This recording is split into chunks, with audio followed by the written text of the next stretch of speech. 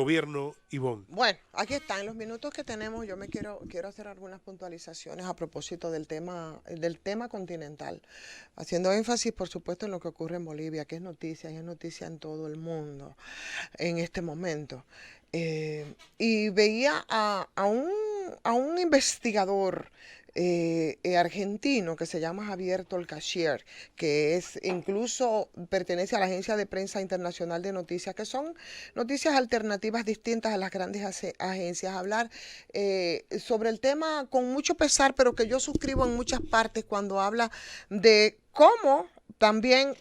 investigadores, comunicadores, periodistas, que son, y repite algo que yo siempre digo aquí, testigos de esa historia cotidiana que van a tener que contar y que deben contarla en el mejor contexto para que luego cuando la historia tenga que escribirse, se escriba apegado a los mayores visos de verdad. Entonces esa cronología de lo que ocurrió el domingo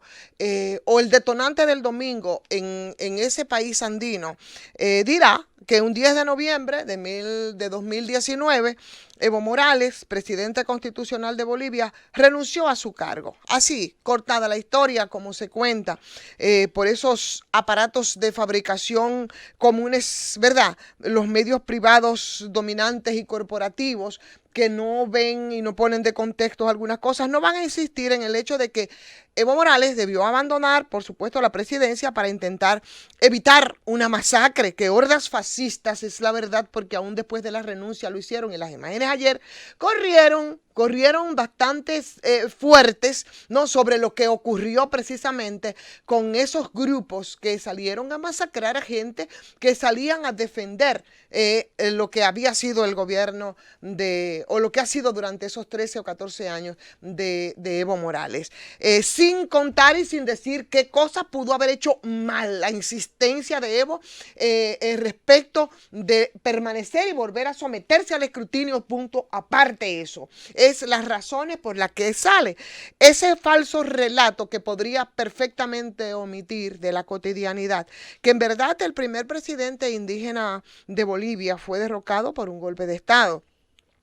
Un presidente que logró avances sociales imponentes e inminentes y que permitió a que muchos de esos oprimidos de Bolivia por primera vez en su larga historia tuvieran dignidad de ciudadanos, dignidad con igualdad de derechos. Eso se va a omitir de esas crónicas que van a verse entonces en la posteridad, y en esa historia distorsionada no se va a decir que Evo es un genuino representante de esas organizaciones del campo y que los tiranos de la comunicación, porque solamente presentan la historia desde una sola perspectiva, darán voz a quienes denominan fin de la tiranía en el caso del gobierno de Evo Morales, a un golpe de Estado que fue consumado contra un gobierno institucional, y llamarán valientes entonces a los que por dinero o por confusión hicieron que esas fuerzas de choque, a esos episodios iniciales del golpe, cuando el recuento de los votos aún no estaba terminado, y aunque luego, para cuidar las formas, al desatarse la caza de brujas posterior al golpe, denominaran exceso. Yo pienso que, como dice Mojica, aquí el tema no es ni siquiera si fue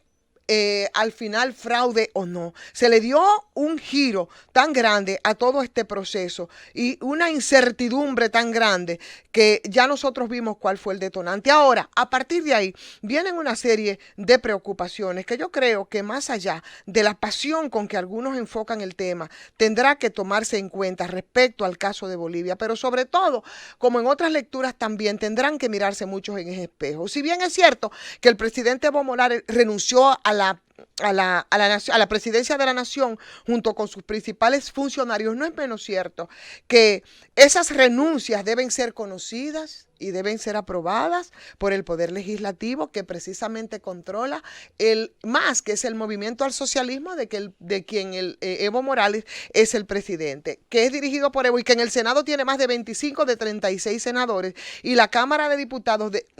controla de 88 de 130 diputados, y justamente esas renuncias deben ser conocidas por esas cámaras. O sea que la sucesión del poder también no está muy clara, porque las 4 personas en el orden sucesoral no ha sido conocido en esas renuncias. Entonces yo creo que ahí se produce un gran vacío y una situación bastante seria en el caso de Bolivia. Eso sin decir, por supuesto, cuáles fueron los logros del presidente Evo Morales durante esos 13 años que estuvo al frente de este país. Propiamente dicho, Evo, a partir de la Constitución de Bolivia, sigue siendo el presidente de Bolivia. Sacó a su país el atolladero, en el que lo había metido precisamente esa partidocracia que no ha querido someterse al escrutinio. El error, bueno, efectivamente, hacía un señalamiento a Jesús fuera del aire. Yo creo que sí, yo lo comparto porque ha sido también parte del error de muchos de las izquierdas que no han podido sacar cabeza. Incluso ponemos como ejemplo nuestro país. El tema de la hegemonía, esa es la verdad. Pero mientras tanto, yo creo que la historia hay que contarla con todos los detalles y con toda la verdad. Y eso es una responsabilidad, por supuesto, de las agencias de prensa, de los medios de comunicación. Llévatela.